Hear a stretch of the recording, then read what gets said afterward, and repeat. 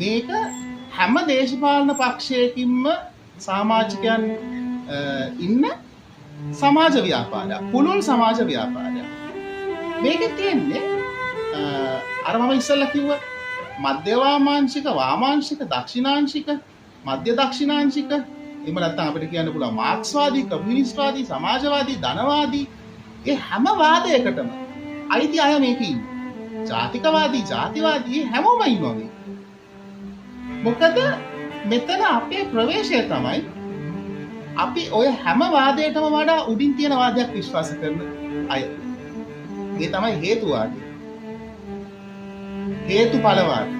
හේතුවක් සහ ඵලයක් නැතුව කිසිම දෙයක් සිද්ධ වෙන්නේ නැහැ. ඉතින් අපි හේතුවාදී. We are rationalists. We believe in rationalism. සහ ඒ හැම දෙයකම උඩින් අපි තව දෙයක් විශ්වාස කරනවා. අපි මානවවාදී. We are humanists. මොකද අපි මනුෂ්‍ය වර්ගය ගැන විශ්වාසයක් තිබ්බොත් විතරයි අපිට රටක් හැටියට, ජාතියක් හැටියට, ලෝකයක් හැටියට ඉස්සරහට යන්න පුළුවන්.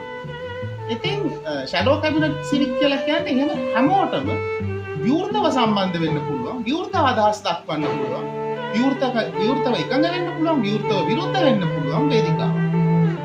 ඉතින් මම ඔබට ආරාධනා කරනවා ඔබ කැමති නම් ඒ වගේ විවෘත වේදිකාවකට ඇවිල්ලා මේ රට වෙනස් කරන්න පුළුවන් දේවල් ගැන ඔබට අදහසක් තියෙනවා. මොකද මම දන්නවා මේක බලන ගොඩක් අය මේ රට ගැන මේ ලංකාව දියුණු කරන්න යම්කිසි උණක් තියන අය. ඒ උණ අපි ප්‍රොඩක්ටිව් විදිහකට පාවිච්චි කරනවා. ඒක අපි අලුත් විදිහකට යම්කිසි මූව්මන්ට් එකකට සම්බන්ධ කරගන්නවා. ඒ මූව්මන්ට් එක තමයි, ඒ ප්ලැට්ෆෝම් එක තමයි ෂැඩෝ කැබිනට් සිවික් කියලා කියන්නේ.